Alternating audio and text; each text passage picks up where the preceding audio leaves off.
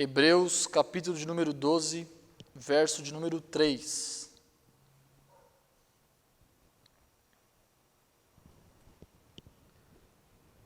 Amém? Diz assim o texto: Considerai, pois, aquele que suportou tais contradições dos pecadores contra si mesmo, para que não enfraqueçais, desfalecendo em vossos ânimos. Novamente, considerai, pois, aquele que suportou tais contradições dos pecadores contra si mesmo, para que não enfraqueçais, desfalecendo em vossos ânimos. O texto aqui mostra para nós algo interessante. Nós somos muitas vezes suscetíveis nos nossos ânimos a situações externas que muitas vezes comprometem a nossa dedicação e acabam fazendo com que a nossa dedicação e o nosso relacionamento com Deus sejam variáveis. Seja uma hora boa, seja outra hora ruim.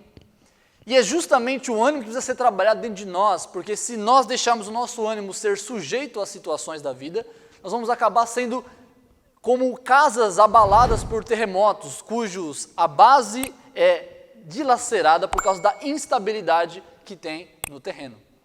Então, quando um terremoto vem sobre uma casa e ele tira a estabilidade do terreno, ele faz com que a casa caia. E a mesma coisa acontece conosco quando deixamos que o nosso ânimo seja governado por qualquer coisa ou circunstância que rodeie a nós.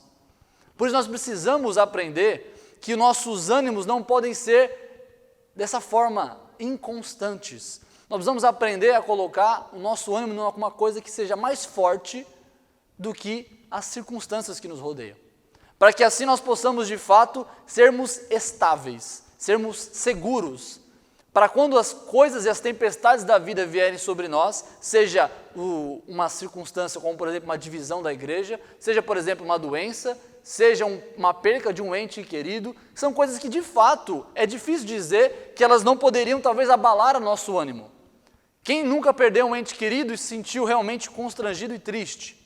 Ou quem nunca passou por um abandono, ou passou então por uma solidão tão grande que isso mexeu com seus ânimos? É verdade que achar que o nosso ânimo possa perpassar qualquer tipo de coisa é quase dizer que fôssemos um super-homem. Mas é possível quando nós entendemos algumas coisas. Nós vamos entender que o nosso ânimo ele não pode ser dirigido pelas coisas. Se nós continuarmos agindo da mesma forma como sempre agimos, nós vamos continuar sendo abalados pelas coisas que sempre nos abalam. Certa vez, um porto onde recebia um navio muito velho, toda vez que ele chegava, aquele navio velho vinha esbarrando em todas as coisas, estragando as coisas no porto. Então, como já era de costume, aquele navio inapropriado, talvez até inseguro, eles ficavam falando: troque esse navio é velho, ele não serve mais para fazer. Você vai acabar, é uma coisa insegura, troque esse navio. E como estavam de costume, toda vez que aquele navio vinha, ele vinha raspando a sua proa sobre todo o porto, estragando o porto e estragando também o próprio navio. Até que certo dia, eles estavam ali vendo e de repente, eles já acostumados com aquele embaraço todo que fazia aquela situação daquele navio velho chegando no porto, eles avistaram e já pegaram os marinheiros todos e começaram a ficar atentos para o que ia acontecer. O navio vinha chegando, e eles olhando, vamos ver o que ele vai detonar dessa vez. Quando de repente o navio vem como se estivesse escorregando sobre as águas, ele vem, passa pelo porto e para levemente e seguro. Aqueles homens ficam atordoados, aqueles marinheiros, e um deles grita: o que aconteceu com o navio velho? Então um dos marinheiros lá dentro grita e diz assim: nada, não mudou nada. Só mudamos o capitão. O problema não estava no barco, o problema estava em quem estava dirigindo o barco. Se nós queremos mudança, nós queremos que haja diferença na forma como nós agimos diante das turbulências, como nós vamos ser guiados, nós precisamos mudar de capitão. E para mudarmos de capitão, o texto mostra aqui que nós precisamos mudar a nossa referência. A forma como nós olhamos, ela vai mudar a forma como nós somos dirigidos. Se nós olhamos para a referência de um navio velho, com um capitão velho, nós vamos continuar a bater nas proas. Vamos começar a bater no porto. Mas quando nós entendermos que existe um capitão melhor, que pode nos guiar e nos direcionar para um melhor caminho, nós vamos começar a ser guiados de fato em lugares seguros e com mais constância diante das situações. Pois eu quero aprender juntamente com você, através da palavra de Deus, nesse texto, que ele começa dizendo o seguinte: considerai. O que é considerar? Levar em conta. Não tire dos seus olhos. Coloque mais atenção. Observe com diligência. Considere isso. Considere o quê? Considerai, pois, aquele. Parece que a consideração é por uma pessoa que nós precisamos ter. Por uma pessoa que é aquela a qual nós precisamos ter toda a atenção, dedicação e persistência. Talvez esse aquele seja justamente o novo capitão que nós estamos precisando. E ele é aquele que passa por situações e ele suporta elas, porque diz assim, é aquele que suportou. É uma capacidade de resistência, de diante das dificuldades que são tão grandes, que são tão insuportáveis, ele teve a resiliência e de conseguir sustentar todas as coisas. E ele suportou de tal forma que foram tais contradições. Veja essa palavra tais. O que é tais? É uma maneira de eu identificar algo que eu não consigo medir. Então é tão grande, tão grande, que eu não consigo medir. É a mesma palavra que é usada ali em João 3,16, que Deus amou de tal maneira. Essa maneira tal, ela é indescritível, ela não pode ser medida, ela não pode ser calculada, por isso ela é de tal forma que eu não sei como te dizer, a não ser dizer que ela é de tal maneira.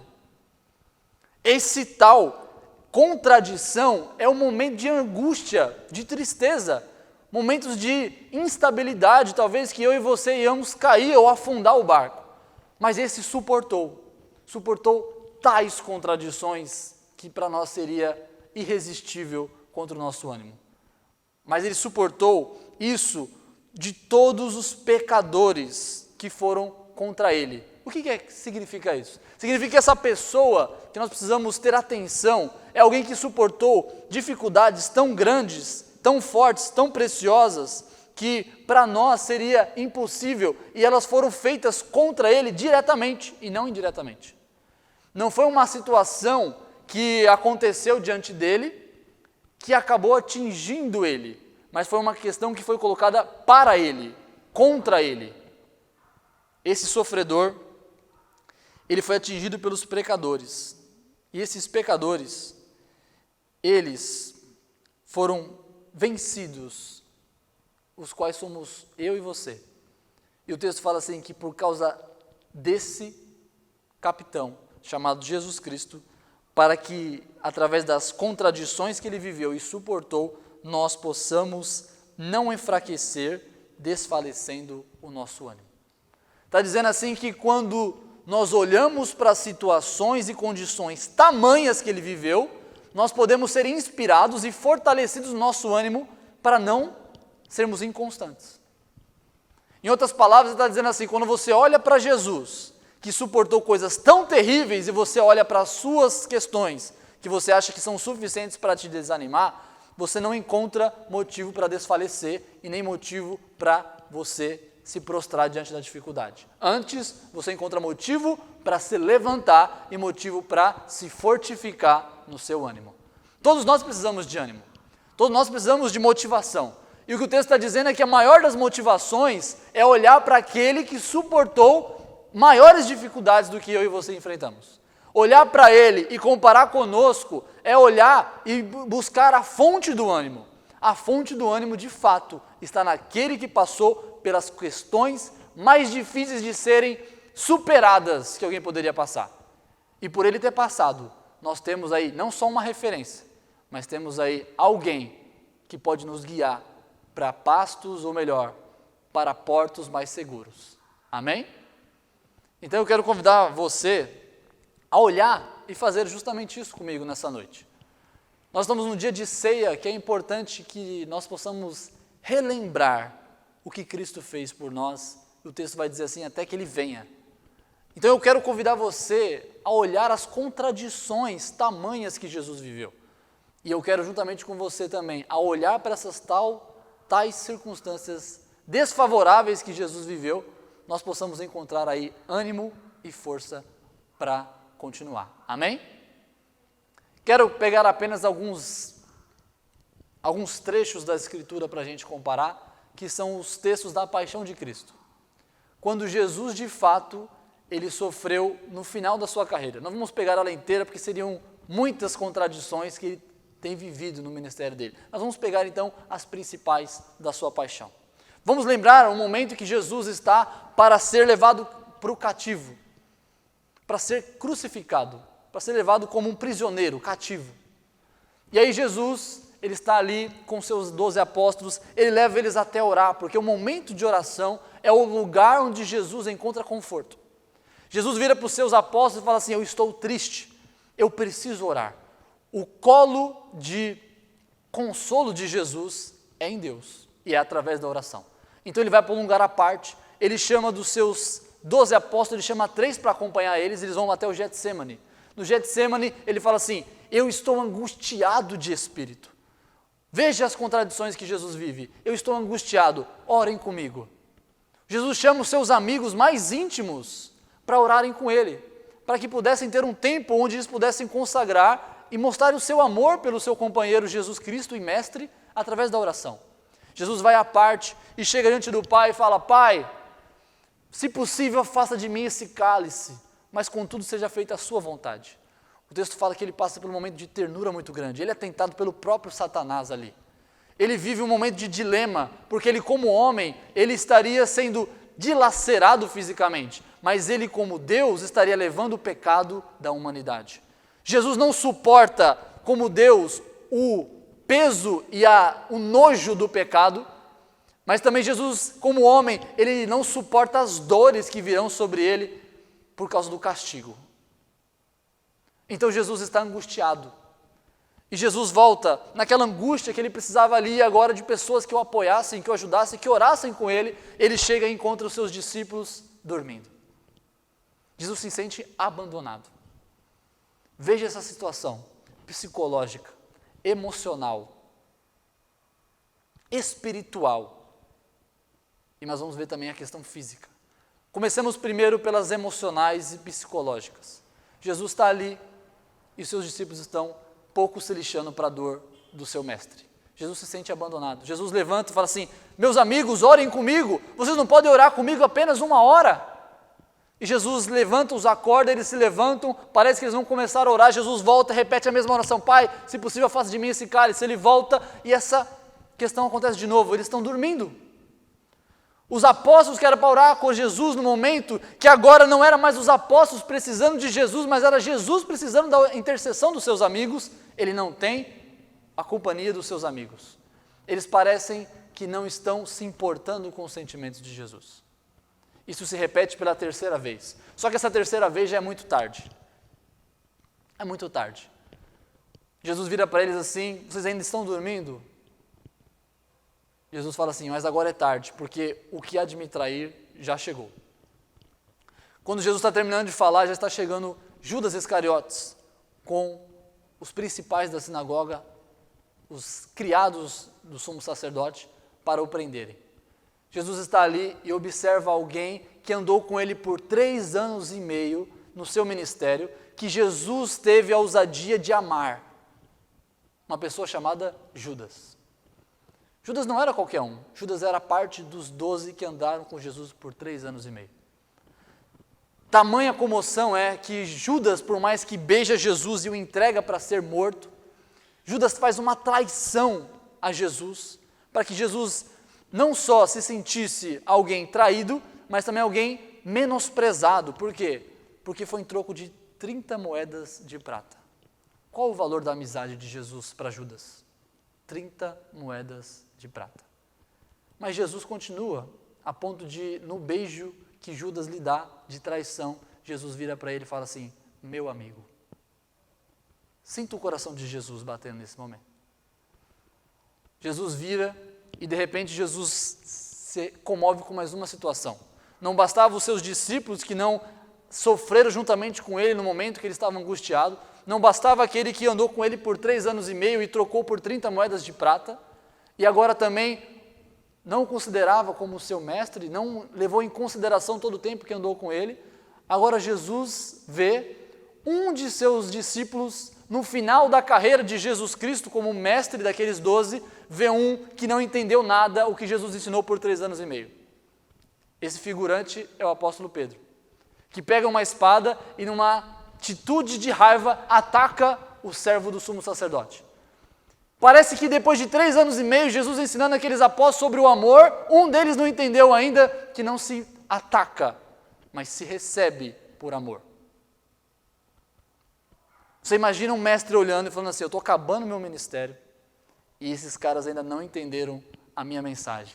Eu estou indo para ser morto, eles ainda não entenderam o porquê que eu estou indo.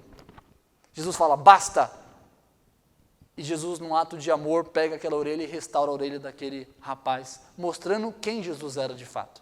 Apesar das pressões e dos momentos, Jesus poderia deixar aquele homem sem orelha, ou muito pior, ter falado apenas uma só palavra, e todos aqueles ali seriam desfeitos, desintegrados. Jesus de fato falou quem ele era. Eles perguntaram, Jesus perguntou, a quem vocês procuram? Eles responderam, a Jesus. E Jesus, no ato de dizer quem ele era, todos caíram por terra.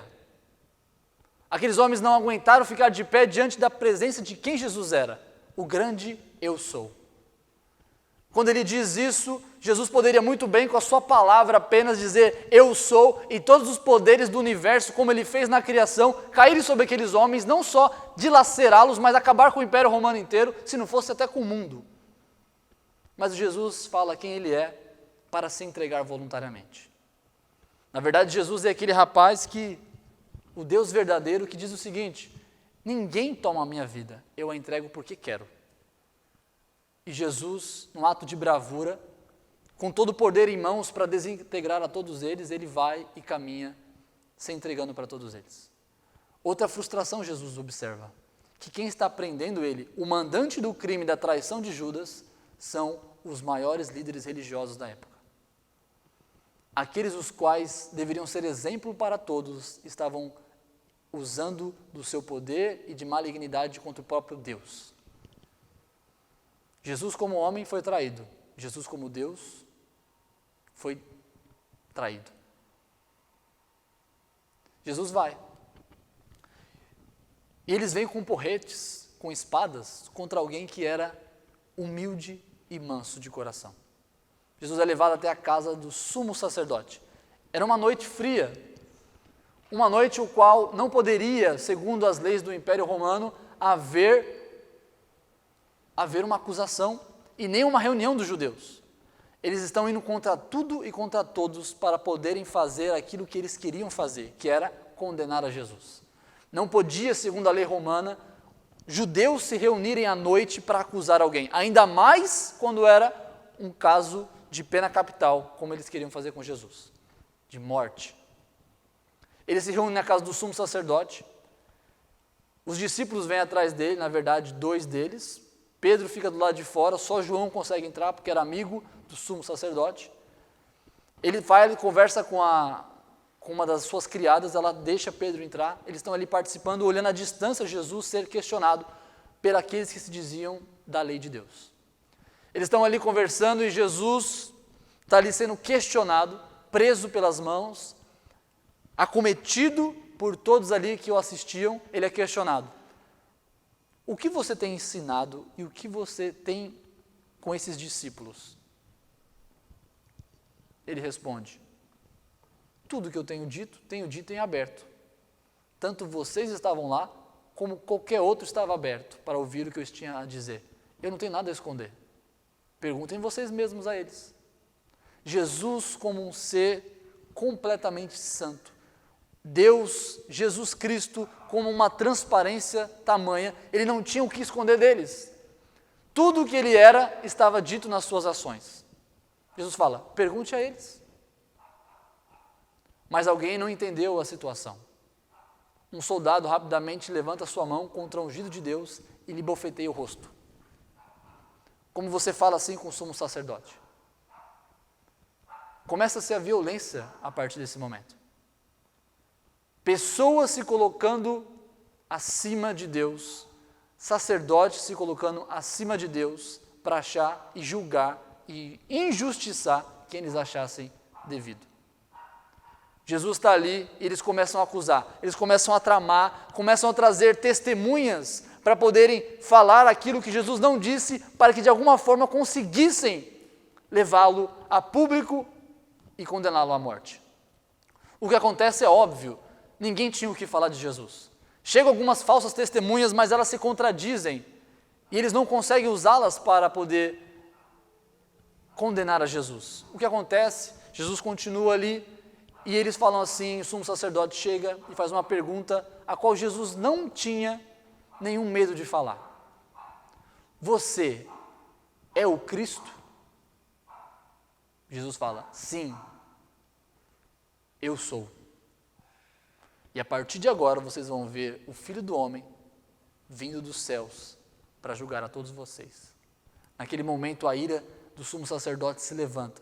Ele fica irado. Agora o momento que eles estão vivendo já não é mais um momento só de questionamento. Agora é um momento de revolta. Ele rasga suas roupas em duas. Eles começam a blasfemar contra Jesus, falando assim, culpado de morte, vamos matá-lo. E começam ali, então enraivecidos, como espuma saindo pelo canto das suas bocas, loucos como lobos querendo devorar a ovelha, ou melhor, o Cordeiro de Deus que tira o pecado do mundo. Eles estão ali embravecidos. E de repente eles apegam Jesus e começam a cuspir nos seus rostos. Começam a cuspir em Jesus, num ato de violência e de desumanidade. Eles tampam o seu rosto com aquela saliva melecada no seu rosto. Eles começam agora a bofetear Jesus Cristo. Eles batem. E Jesus, daí na escuridão de tampar o seu rosto, começam a bater nele e perguntarem, da onde está vindo, se você é um profeta, me diga? Da onde está vindo a bofetada? Quem te bateu de todos nós? E razoavam e zombavam de Jesus. Jesus não sabe de onde vêm as pancadas. Jesus só fica ali recebendo bordoadas daqueles homens. Passa-se a noite, ainda não acabou. Jesus está mudando de sala, talvez para apanhar um pouco mais, quando ali um dos seus discípulos, aquele que até agora tinha ficado do lado dele, apesar de que Jesus tinha sofrido também um sentimento de abandono. Porque lá atrás, no Getsêmani, quando os guardas pegaram Jesus e Pedro cortou-lhe a orelha e Jesus o restaurou, ali o texto fala assim que todos fugiram e deixaram Jesus só. Jesus já tinha sentido o gosto da solidão. Mas Jesus poderia relevar muito bem isso. Agora estava ali Pedro, diante da fogueira, se aquecendo, e chega uma pessoa e pergunta, você não é o que estava Galileu que anda com Cristo? Não, não sou. Chega outra pessoa, sim, você é um Galileu. Não, não sou. A primeira pessoa chega de novo e pergunta, tu és verdadeiramente um deles porque você é Galileu. Naquele momento, Jesus está trocando de sala e o olhar de Cristo vai sobre Pedro, quando Pedro, no meio do seu discurso, dizia, eu não conheço esse louco, eu jamais faria parte dessa seita, eu não conheço esse débil. Jesus ali, pelo seu próprio amigo, que até então, diferente de Judas, que era um discípulo, mas não tão perto, distante, agora é um dos 3 mais próximos de Jesus, falando que o não conhecia. Não só isso, existe desprezo maior, existe sentimento maior de desprezo do que aquele que é seu melhor amigo? Jesus está ali. Pedro observa o galo cantando pela sua segunda vez. E Jesus é levado. Levado agora no dia seguinte, pela manhã, para ser agora julgado, não mais pelos sacerdotes, mas agora pelo Pôncio Pilatos. Pilatos está ali e eles começam a trazer testemunhas, porque dizer que ele era o Cristo não seria passível de punição, porque ser o Cristo não é um crime romano. Então eles começam a trazer mais testemunhas falsas para falarem assim, ele diz que vai derrubar o templo em 3 dias, ele se diz o rei dos judeus, está competindo com César, precisa matá-lo para que ele não venha competir com César, e começam a trazer mentiras, mas nenhuma delas, todas se contradizem. E Pôncio Pilatos vira: não tenho por que condená-lo. Não temos provas. Não temos motivos para isso. Mas eles continuam insistindo, porque o objetivo deles era matar. Pilatos ouve aquela situação, ele não tem o porquê, ele leva até eles e fala assim: não tenho do que culpá-lo, ele é um homem inocente. A sua esposa chega até ele e fala assim: eu sonhei com ele é um homem inocente, não se envolva com esse justo. Ele fica tentando trazer que Jesus fosse liberto, porque ele sabe que Jesus é o justo. E aí, de repente, aquela ternura, aquele momento de fortes emoções, política envolvida, o povo começa, envolvido por causa dos sacerdotes, dos fariseus, que começam a amontoar o povo. Ele fala assim: mande açoitá-lo. Vamos ver se dessa forma eles se sentem um pouco melhor e eu posso liberar Jesus. Jesus é levado, acometido a um violento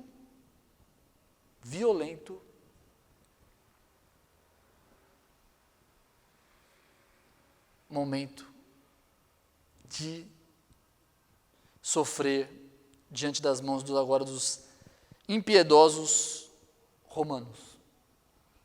Os romanos têm uma fama gigantesca de serem cruéis na hora de açoitar alguém. Os seus chicotes eram nas pontas com ossos humanos, onde na hora que batia, não só entrava na carne, mas quando se retirava, a carne saía junto com os ossos. O momento físico de dor agora de Jesus Cristo é algo incalculável para nós que não sabemos nem direito o que é perder um membro do corpo. Uma coisa que me chama a atenção e eu quero ler para vocês é o relato de um cirurgião, um médico, que ele fala a respeito do sofrimento de Jesus diante desses momentos de dor, esses momentos onde, de fato, ele foi torturado. O texto diz assim: sou um cirurgião e dou aulas há algum tempo. Por 13 anos vivi em companhia de cadáveres e durante a minha carreira estudei anatomia a fundo. Posso, portanto, escrever sem presunção a respeito de morte como aquela. Jesus entrou em agonia no Getsêmani e seu suor tornou-se como gotas de sangue a escorrer pela terra. O único evangelista que relata o fato é um médico, Lucas, e o faz com precisão de um clínico. O suor de sangue, ou hematidose, é um fenômeno raríssimo, é produzido em condições excepcionais. Para provocá-lo, é necessária uma fraqueza física, acompanhada de um abatimento moral violento causado por uma profunda emoção, por um grande medo. O terror, o susto, a angústia terrível de sentir-se carregando todos os pecados dos homens devem ter esmagado Jesus. Tal tensão extrema produz o rompimento das finíssimas veias capilares que estão sobre as glândulas sudoríparas. O sangue se mistura com o suor e se concentra sobre a pele. Então, escorre por todo o corpo até a terra. Conhecemos a farsa do processo de preparação pelo Sinédrio hebraico, o envio de Jesus a Pilatos e o desembate entre o procurador romano e Herodes. Pilatos cede e então ordena a flagelação de Jesus. Os soldados despojam Jesus e os prendem pelo pulso a uma coluna do pátio. A flagelação se efetua com tiras de couro múltiplas sobre as quais são fixadas bolinhas de chumbo e de pequenos ossos. Os carrascos devem ter sido 2, um de cada lado, e de diferente estatura golpeavam com chibatadas a pele, já alterada por milhões de microscópicas hemorragias do suor de sangue. A pele se dilacera e se rompe, o sangue espirra. A cada golpe, Jesus reage em sobressalto de dor. As forças se esvaem, um suor frio lhe impregna a fronte. A cabeça gira em uma vertigem de náusea. Calafrios lhe correm as costas. Se não estivesse preso no alto pelos pulsos, cairia em uma poça de sangue. Depois o escárnio da coroação, com longos espinhos, mais duros que os de acácia, os golpeiam, entrelaçam uma espécie de capacete e o aplicam sobre a cabeça. Os espinhos penetram o couro cabeludo, fazendo-o sangrar. Os cirurgiões sabem o quanto sangra o couro cabeludo. Pilatos, depois de ter mostrado aquele homem dilacerado à multidão feroz, o entrega para ser crucificado.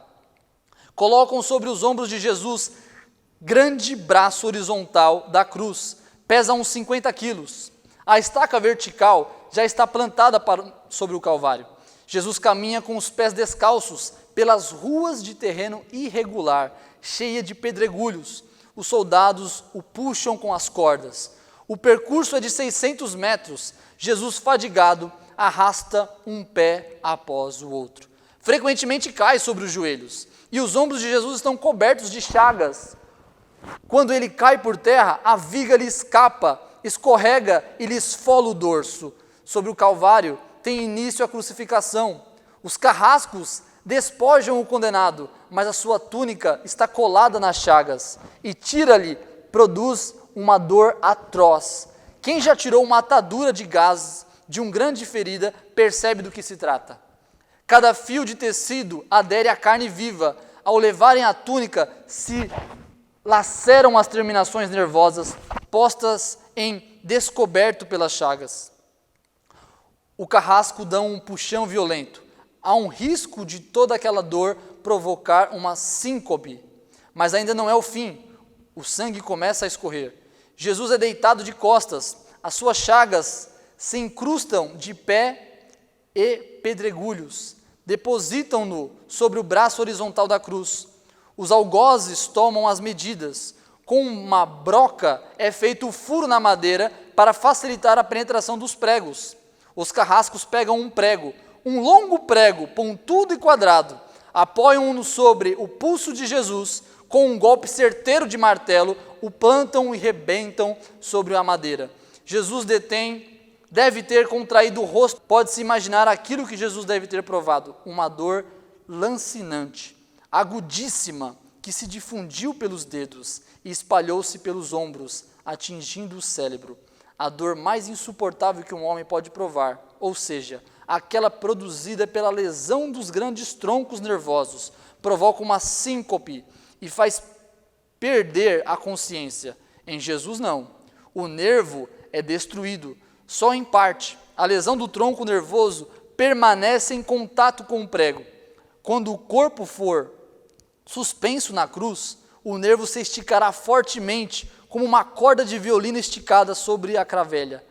A cada salavanco, a cada movimento, vibrará despertando dores dilacerantes, um suplício que durará 3 horas. O carrasco e seu ajudante empunham a extremidade da trava, elevam Jesus colocando-o primeiro sentado e depois em pé, consequentemente fazendo-o trombar para trás ou encosta-se à escava vertical. Depois rapidamente encaixam o braço horizontal da cruz sobre a estaca vertical. Os ombros da vítima esfregam dolorosamente sobre a madeira áspera. As pontas cortantes da grande coroa de espinhos penetram o crânio. A cabeça de Jesus inclina-se para frente, uma vez que o diâmetro da coroa o impede de apoiar na madeira. Cada vez que o mártir levanta a cabeça, recomeçam pontadas agudas de dor. Pregam-lhe os pés. Ao meio-dia, Jesus tem sede. Não bebeu desde a tarde anterior. Seu corpo é uma máscara de sangue. A boca está semiaberta e o lábio inferior começa a pender. A garganta seca lhe queima, mas ele não pode engolir. Tem sede. Um soldado lhe estende sobre a ponta de uma vara uma esponja embebida em bebida ácida, em uso entre os militares. Tudo aquilo é uma tortura atroz. Um estranho fenômeno se produz no corpo de Jesus. Os músculos dos braços se enrijecem em uma contração que vai se acentuando. Os deltoides, os bíceps esticados e levantados os dedos se encurvam. É como acontece com alguém ferido de tétano. A isso os médicos chamam de tetania. Quando os sintomas se generalizam, os músculos do abdômen se enrijecem em ondas imóveis. Em seguida, aqueles entre as costelas, os do corpo e os respiratórios. A respiração se faz pouco a pouco mais curta. O ar entra com o sibilo, mas não consegue mais sair. Jesus respira com o ápice dos pulmões. Tem sede de ar, como um asmático em plena crise. seu rosto pálido, pouco a pouco se torna vermelho, depois se torna numa violeta púrpura. E enfim, em cianítico, Jesus é envolvido pela asfixia. Os pulmões cheios de ar não podem mais se esvaziar. A fronte está impregnada de suor, os olhos saem fora de órbita. Mas o que acontece? Lentamente, com esforço sobre-humano, Jesus toma um pouco de apoio sobre os pregos dos pés, esforça-se a pequenos golpes, se eleva aliviando a tração dos braços, os músculos do tórax se distendem, a respiração torna-se mais ampla e profunda, os pulmões se esvaziam e o rosto recupera a palidez inicial. Por que esse esforço? Porque Jesus quer falar: Pai, perdoa-lhes, porque não sabem o que fazem. Logo em seguida, o corpo começa a afrouxar-se novamente e a asfixia recomeça. Foram transmitidas 7 frases pronunciadas por ele na cruz. Cada vez que quer falar, deverá levar-se, tendo como apoio o prego dos pés, imaginável, atraídas pelo sangue que ainda escorre e pelo coagulato. Enxames de moscas zumbem ao redor do seu corpo, mas ele não pode enxotá-las. Pouco depois o céu escurece, o céu se esconde, de repente a temperatura diminui. Logo serão 3 da tarde, depois de uma tortura que dura 3 horas. Todas as suas dores, a sede, as cãibras, a asfixia, o latejar dos nervos medianos lhe arrancam um lamento. Meu Deus, por que me desamparaste? Jesus grita, tudo está consumado. Em seguida, num grande brado diz, Pai, nas tuas mãos entrego o meu espírito, e morre em meu lugar e no seu lugar. Você consegue imaginar a dor, tamanhas, como diz o texto, contradições dos pecadores contra si. Ainda se isso não bastasse, o texto fala assim que Jesus estava com sede, como nós lemos aqui agora há pouco, no relato do médico. Ele está com muita sede. Desde o dia seguinte, do dia anterior, ele não bebia. O que acontece é que ele pede água. No lugar, eles levantam um caniço com uma esponja banhada no vinagre e dão para ele. A pergunta é, o que tem? Por que Jesus não quis tomar? Muitos dizem que isso era para esterilizar a dor. Mas o que tem se observado cada vez mais pela arqueologia é que existem só 2 lugares para ter um caniço e uma esponja com vinagre. Em um lugar, o caniço com a esponja e o vinagre, eles estão localizados no meio dos militares. Depois de participarem de uma guerra, eles bebiam isso para poder sentir um certo analgésico, para aliviar a dor. Mas existe um outro lugar, que é mais provável que seja o lugar da onde tiraram aquele caniço e aquela esponja com vinagre. Os banheiros no Império Romano eram banheiros públicos. Quando você ia ao banheiro defecar ou urinar, um romano sentava do lado do outro, sem essa divisória, e eles iam conversar ali. No final de terminar as suas necessidades, na porta do banheiro tinha um caniço, que é um pedaço de pau, com uma esponja na ponta e um balde com vinagre. Quando eles terminavam de fazer suas necessidades, não existia o papel higiênico que nós conhecemos hoje. Então, eles pegavam aquela esponja, limpavam e depois colocavam no vinagre para esterilizar. O mais provável é que o caniço que levantaram, quando Jesus teve sede, foi o caniço do banheiro romano, que levantaram para ele beber água da esponja que os romanos limpavam a sua necessidade. Não era um caniço para cada um, não. Era um para todos. Você consegue entender quais são as contradições que ele suportou? Você consegue ter um lapso de momento de reflexão a respeito do que Jesus suportou por mim e por você? Nenhum de nós teria coragem de morrer por uma mentira. Nenhum de nós teria. Os apóstolos não tiveram. Ninguém em sã consciência, sabendo o que Jesus fez por ele, de que ele existiu e de que ele deu a vida, tamanha contradição vivendo, para que através da sua morte nós pudéssemos ter vida, ninguém em sã consciência entregaria a sua vida por uma mentira. Ninguém daria o seu corpo para ser dado, para que outras pessoas pudessem sair ali beneficiadas. Ninguém.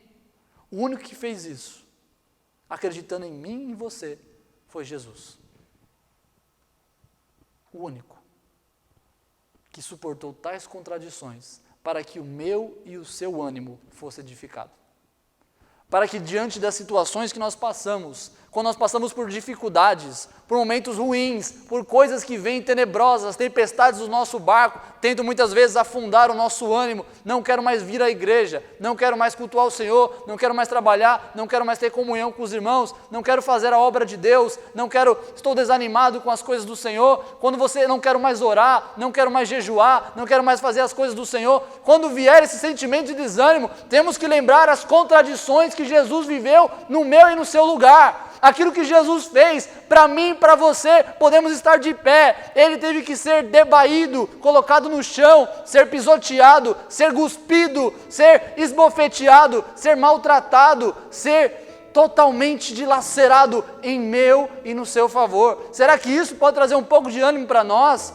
Porque se não for isso que trouxer ânimo para a igreja de Deus, não existe mais nada que pode levantar eu e você das cadeiras para fazermos a diferença nesse mundo. Não existe outra contradição maior do que Jesus viveu no nosso lugar. E se nós estamos aqui e não estamos com ânimo, precisamos relembrar do que Jesus viveu para que nós não desfalecemos dos nossos desânimos. Ele suportou tais contradições, sabe para quê? Para que eu e você não precisássemos sofrer as contradições que ele sofreu. Se você soubesse hoje que apesar de viver todos os problemas que você vive, somado a isso, você tivesse que viver todas as contradições que Jesus viveu também, como você estaria hoje? Eu tenho certeza que desanimado, frustrado, para baixo, inconsolável. Agora imagine outra coisa, você ainda tendo que viver tudo que você vive, e somado a isso, um inferno infinito, para o resto da sua vida, que nem se compara às dores que foi descritas aqui pelo médico, infinitamente piores, e não só por 3 horas, por toda a eternidade. Você estaria animado nesse momento? Agora se eu te conto uma boa notícia, que Jesus Cristo veio aqui na terra, como homem, e entregou a sua vida, para que eu e você pudéssemos viver essa vida, baseado em referência a Ele, animados, felizes, porque Ele levou sobre si toda a minha e a sua enfermidade. Por causa do castigo que foi sobre Ele, nós fomos curados. Por causa daquilo que Ele sofreu, nós não precisamos mais sofrer. Por aquilo que Ele suportou, nós não precisamos mais suportar as dores e aflições que estavam para mim e para você por causa dos nossos pecados. Se nós entendemos que aquilo que Ele viveu foi para que, através da sua morte, eu e você pudéssemos ter vida e garantia, não tem mais por que ficarmos chorando, choramingando pelos cantos, dizendo, minha vida é injusta, porque a justiça de Deus, que nós não merecíamos, foi feita por meio de Cristo, e agora nós temos liberdade eterna para com o Pai. Nós temos agora motivos de glorificar o Senhor, temos motivos de saltar do chão e ficar felizes, porque não estamos presos numa cruz, porque Jesus não ficou preso na cruz, porque no terceiro dia Ele ressuscitou, e assim como Ele tinha certeza de que Ele seria ressurreto, Ele venceu e suportou as aflições do tempo presente dEle. Ele viveu sabendo que o Pai não o desampararia, Ele sabia que ao terceiro dia Ele se levantaria, Ele sabia que por causa daquilo que Deus colocou nele e Ele em nós, nós podemos também vencer todo o desânimo, porque sabemos que ainda que matem nosso corpo, nós seremos glorificados com Deus eternamente. Ainda que nos matem, não tirarão a nossa vida, porque a nossa vida é dada por Deus. Não tem motivo de ânimo maior do que esse. Não tem motivo de ânimo maior do que esse. De saber que o que Cristo fez e suportou por mim e por você, Considerai, meus irmãos, considerai, levem atenção, coloca isso em grande dado, em grande primazia, uma coisa mais importante. Tire os seus olhos das coisas, tire os seus olhos do barco velho e coloque no capitão novo. Considerai, pois, aquele que suportou tais contradições dos pecadores contra si mesmo, para que não enfraqueçais, desfalecendo em vossos ânimos. Considerai. Nós possamos considerar isso nessa ceia do Senhor. Quando você pega o pão e o cálice, você possa falar assim: não quero nunca mais pecar na minha vida. O pecado matou o Filho de Deus para poder me resgatar. O meu pecado fez Deus vir aqui à terra me resgatar. O tamanho amor dele foi para me tirar do lamaçal do pecado, para que eu pudesse ser livre. Eu nunca mais quero pecar. Segunda coisa, eu quero estar com Cristo todos os dias da minha vida, porque se existe alguém que me amou, foi alguém que me amou de tal maneira, que estava disposto a enfrentar as dores, as calamidades, as injúrias, as negações, as traições, as dores, tudo, para me resgatar. Terceiro, ânimo. Anime-se, porque o Jesus já fez o que você não vai precisar fazer mais, que você não teria condições de fazer. Considerai, pois, isso, que aquele que suportou tamanhas contradições contra si, para que nós não desfaleçamos os nossos ânimos. Oremos. Pai querido, amado Deus, te louvamos, Senhor. O Senhor, Pai, deu por nós algo que é incompreendido por nós, é verdade, Senhor. É um amor tão grande, tão forte, tão poderoso, tão resistente, tão incrível, que não há como nós medirmos, Senhor. Olhando, Pai, e com pouco que nós conseguimos, Senhor, corresponder e entender o tamanho do sofrimento que foi, levar os nossos pecados, que eu acredito que foi pior do que as próprias açoitadas dos ossos e a crucificação, o Senhor se fazer maldição em nosso lugar, Senhor, tudo isso precisa, Senhor, animar os nossos corações. Nós sabemos que anima nossos corações. O meu pedido, Senhor, é que nós possamos considerar isso para que possamos, Pai, ser animados. Faça a tua igreja, Senhor, corresponder, Senhor, considerando o que o Senhor fez por nós. Faz nós abrirmos nossos olhos para Ti, Senhor, a entender, Pai, que precisamos de Ti, que precisamos meditar na Tua palavra, olhar o que o Senhor fez por nós, lembrar que o Senhor foi traído, humilhado, abandonado, injustiçado, conspirado, maltratado, negado, zombado, espancado, castigado, dilacerado, torturado e muito mais por mim, Pai, e pelos meus irmãos. O Senhor que viveu, Senhor, tamanhas contradições, tamanhas injúrias. Obrigado, meu Deus. O motivo é de gratidão. O motivo é de grande gratidão. Abra os nossos olhos, abra a nossa mente e coração, para que através disso possamos ser levados a enxergar que existe, Pai, um capitão, o Senhor Jesus, para guiar as nossas vidas, para nunca mais sermos, Senhor, atingidos pelas coisas externas, sermos paralisados pelas coisas, não ter mais o nosso solo, Pai, um solo, Senhor, que é instável.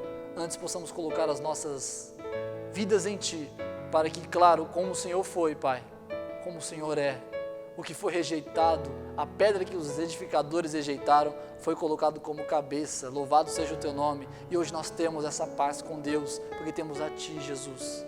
Obrigado. Leva-nos, Senhor, nesse pensamento, nesse coração, nesse ânimo eterno em Ti, no nome de Jesus. Amém.